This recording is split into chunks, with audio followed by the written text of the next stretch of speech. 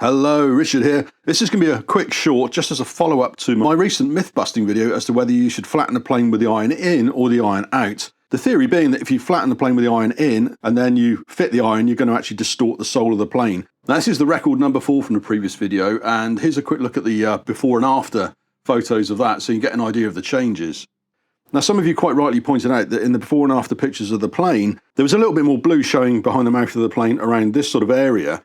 Now, the reason I didn't really focus on that during the previous video was because it's actually a very small amount. So I thought I'd do a quick little video just to actually measure it and put a number on it. So you can see here we've got a test indicator set up, and this little stylus here rests on the surface of the plane. And as we move this around, if I show you, if I move this around, you'll see that the gauge changes the reading. Each small tick mark here, that's 1/1000th of an inch. 2 divisions from here to here would be about the thickness of a thin cigarette paper. And each dot is 1/1000th or 5/10,000ths of an inch. So that gives you an idea of the resolution that this can measure to. So what we're going to do is sweep the stylus behind the mouth, and this will actually give us an actual 1/1000th of an inch measurement as to any distortion that's happened here. Now, you will see some little fluctuations because the scraping process that I use creates slight high and low spots. So even in one area there, you'll see the needle move slightly.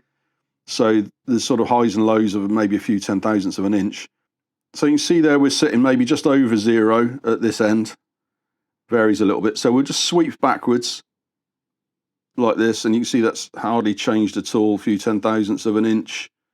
And then over to where the sort of the high spot was, we're still kind of in exactly the same spot. Maybe it's going a little higher, back to 0. So really what we're saying is that any changes in the shape of this that you may have seen are maybe 2/10,000ths of an inch, which is almost unmeasurable. And in terms of woodwork tolerances, it's hardly anything.